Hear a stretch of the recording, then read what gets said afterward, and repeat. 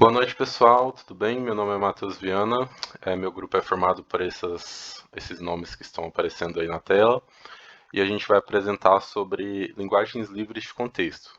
E aí a gente vai começar falando um pouquinho sobre gramática livre de contexto, que é a primeira parte.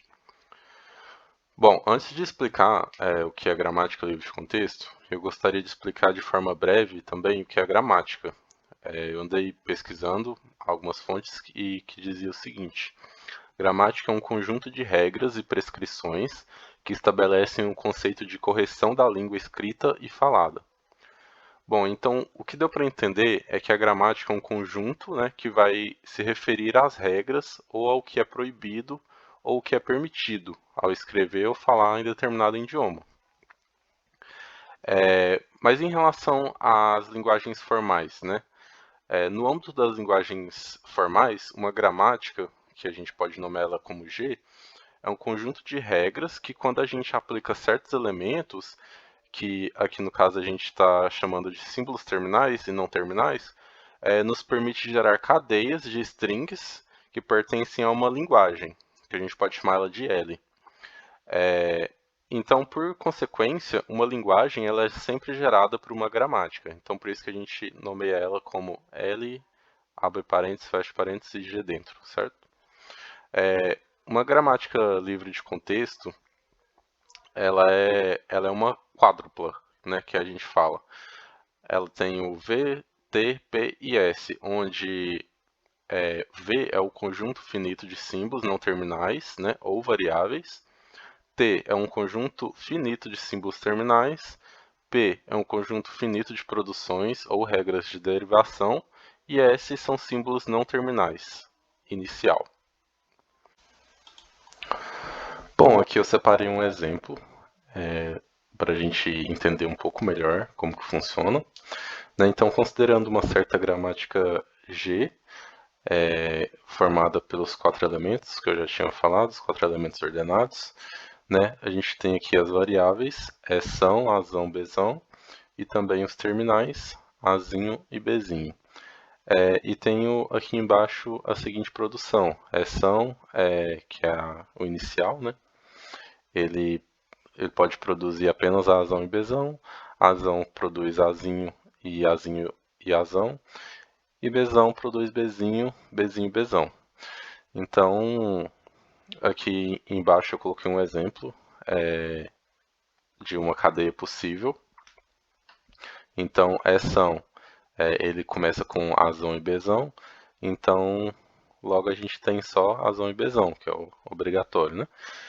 O azão, a gente aqui em cima tem a opção de substituir ele por azinho, então a gente substitui, então fica azinho, bezinho.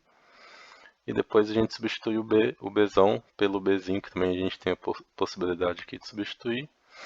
E ficando assim, azinho e bezinho. E aí acaba, né?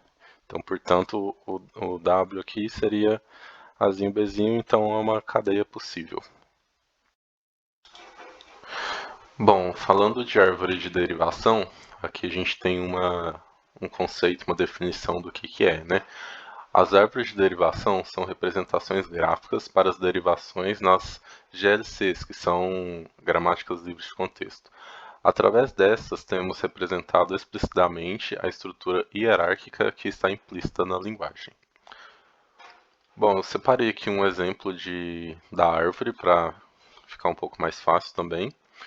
Né? Então, considerando essa gramática G aqui do lado esquerdo, né, onde P consiste em S sendo o estado inicial, que ele produz azinho, azão e ação, ou azinho, e azão produz ação, bezinho, azão, ou ação, ou bezinho, azinho. Então, considerando uma derivação qualquer aqui, que no caso eu escolhi azinho, azinho, bezinho, bezinho, azinho, azinho, esse é o estado inicial, né? E ele, como a gente já viu aqui do lado, ele pode derivar de azinho, azão, são, ou só de azinho. No caso aqui eu escolhi essa primeira parte aqui, porque a gente já resolve a primeira parte aqui, que é o azinho. E aí sobra azão e ação. No azão, aqui a gente tem três opções também, né? Escolhi a primeira, então ele deriva, ó, São, Bzinho, Azão, que é essa primeira aqui. O S, eu tenho a opção de fazer de novo essa primeira parte, ou só o Azinho, então aqui como eu quero finalizar e achar esse segundo Azinho, eu só chamei a segunda opção que a gente tem. Aqui já é o Bzinho já é um terminal, então a gente já deixou ele aqui. E o Azão, ele pode derivar dessas outras três, né? Que é São, Bzinho, Azão, São, Bzinho e Azinho. Então eu escolhi essa última opção aqui, que já finaliza também o Bzinho e o Azinho e finaliza. E aqui a única que sobrou foi o São, que também podemos produzir o Azinho. Então assim a gente formou aqui Azinho, Azinho, Bzinho, Bzinho, Azinho, Azinho. Então a gente tem todos eles aqui, ó. Então finalizou. Agora o meu colega de equipe aí vai continuar a apresentação falando de ambiguidade. Boa noite, meu nome é Gabriel Gaetano e agora vou dar continuidade ao trabalho agora falando sobre ambiguidade. Bom, o que é? Uma gramática é ambígua quando consegue gerar a mesma cadeia de várias maneiras diferentes, para a qual ela tem mais de uma árvore sintática. Dizemos que uma linguagem é inerente ambígua quando todas as gramáticas que geram essa linguagem são ambíguas. É o caso de algumas linguagens livres de contexto. Só podem ser geradas por gramáticas ambíguas. Uma linguagem só é uma linguagem não ambígua caso exista uma gramática livre de contexto, que a define não ambígua. Tem como detectar a ambiguidade? Não existe nenhum algoritmo que consiga detectar se uma gramática qualquer é ambígua ou não, mas existem heurísticas. A principal delas é verificar se existe uma regra misturando recursão à esquerda ou recursão à direita. E remover tem como? Também não existe nenhum algoritmo para remover ambiguidade. Caso a ambiguidade esteja na gramática e não na própria linguagem, o jeito é encontrar a fonte da ambiguidade e reescrever a gramática para eliminá-la. Você também pode fazer criação das árvores sintáticas de cada palavra para assim poder encontrar a ambiguidade e removê-la. Bom, agora eu vou dar um exemplo no caso de pegarmos uma gramática. Tem uma gramática abaixo e aqui tem um exemplo das árvores sendo geradas dessa gramática, né? No caso, essa gramática ela é ambígua porque ela gerou mais de uma árvore, né? No caso do lado esquerdo aqui, essa árvore é a correta, né? Pois ela corresponde à precedência da matemática, né? Que no caso, a multiplicação vem primeiro da soma, né? No caso da árvore, a gente pega sempre primeiro da folha até a raiz principal, né? Então, no caso de cima, é de baixo para cima. Então, no caso, a multiplicação vem primeiro nessa árvore da esquerda e depois a soma. No caso, essa árvore à esquerda seria a correta. A árvore à direita, ela não corresponde à precedência. Então, ela faz primeiro a soma, depois a multiplicação. Então, esse, no caso, é uma gramática ambígua. Agora eu vou dar continuidade falando sobre as formas normais de Chomsky. O que é? A forma normal de Chomsky é uma maneira de simplificar a linguagem livre de contexto, onde a regra deve ser na forma A produzindo BC ou A produzindo A. A é terminal. A, B e C não são variáveis. B e C não são a variáveis inicial.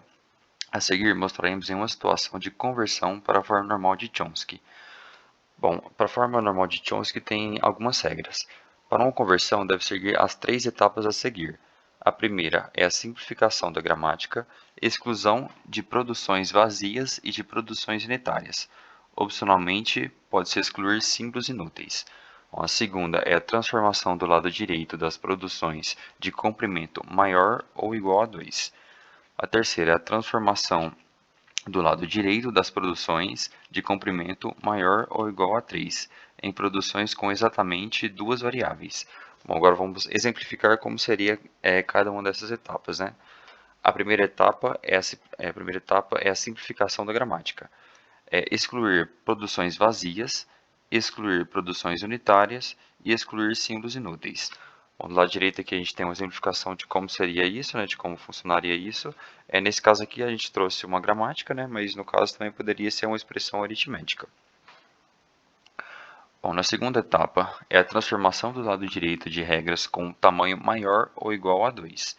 No caso aqui é G2 é igual a V2, T1, P2 e S, que foi gerada a partir da primeira etapa, né?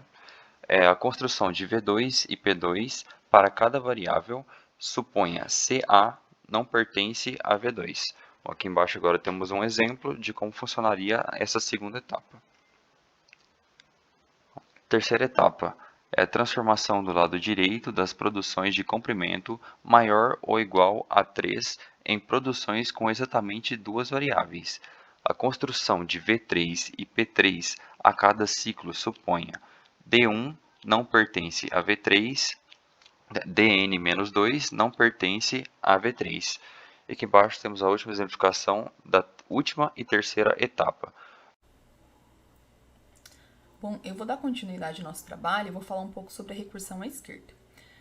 A recursão à esquerda, ela é uma característica da gramática livre de contexto que ela pode ter, mas é preferível que ela não tenha. Ela é representada por uma fórmula que é esse A, né, que gera A, com uma subpalavra, né, que pode ter ou não essa subpalavra associada, né? Então ela pode ser gerada de forma direta, que é ela mesma, né, ou como eu falei anteriormente, que com essa subpalavra associada. Como eu falei, seria interessante que ela não tivesse, porque a recursão à esquerda ela pode gerar loops infinitos, né, nos analisadores sintáticos. Né? Então, ela é uma característica que é, né, melhor ser evitada nos algoritmos. E a gente pode gerar, então, esse questionamento. Mas como é possível? Como a gente pode, então, evitar a recursão à esquerda nas linguagens livres de contexto? A forma que a gente faz isso é pela normalização de Gray-Bate. Né? São 4 etapas, né, relativamente simples, que inicia com a simplificação da gramática, a renomeação em ordem crescente, né, e termina com a exclusão das recursões, né, nessa fórmula. Agora, mudando um pouquinho, né, para uma outra seara, eu vou falar de uma outra característica, né, marcante na linguagem livre de contexto. De forma geral, as linguagens livres de contexto, elas são bastante amplas, né, assim, se comparado com as linguagens regulares, mas dentro da hierarquia de Chomsky, ela, né, também não é a mais ampla como a máquina de Turing, que a gente já conhece. Mas tem algumas características marcantes que a gente pode usar para a gente poder identificar se ela pertence ou não a essa gramática, né? Então, por essas características marcantes mesmo. A primeira delas é que a gente pode determinar ela através com o auxílio de um lema de bombeamento. Né? Então, esse lema de bombeamento ele também é utilizado para identificar linguagens regulares e ele pode demonstrar se ela pertence ou não. Mas de uma forma até mais simples, a gente consegue identificar se ela pertence através do formalismo da gramática livre de contexto e pelo reconhecimento do próprio autômato de pilha. Né? Agora, se ela não pertencer, a gente tem que ver o caso a caso. Né? Então, com esse auxílio do lema do bombeamento. Então, mas o que o lema do bombeamento ele é capaz de expressar? As linguagens livres de contexto, elas expressam, né, como se elas pertencendo, elas expressam um bombeamento balanceado e 2 a 2. E as linguagens livres de contexto, elas não são capazes de expressar um triplo bombeamento balanceado. Então, são essas características, né, bem marcantes para poder identificar, mas tem mais algumas. Uma outra característica são as operações fechadas ou não. Então, operações fechadas, a gente tem a união e a concatenação. E não fechada, temos a intersecção e a complementação. Agora, trazendo um pouquinho para o nosso contexto, então, imaginem duas linguagens, né, L1 e L2, que são geradas a partir de uma gramática livre de contexto, né, e elas são reconhecidas por 2 autômatos de pilhas, que sejam M1 e M2. Se a gente juntar essas linguagens, né, gerando uma linguagem L3, né, por meio da união, a gente consegue, então, que um autômato de pilha, né, que seja M3, que reconheça essa nova linguagem, né, fruto dessa união. E, então, prova pra gente que, então, a união é, sim, uma operação fechada na linguagem livre de contexto.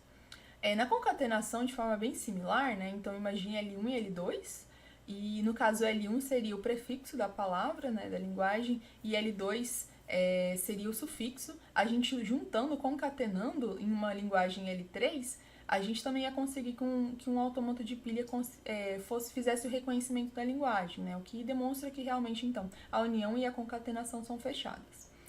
Já a intersecção e a complementação são não fechadas e a gente não consegue fazer o reconhecimento por meio desse autômato de pilha.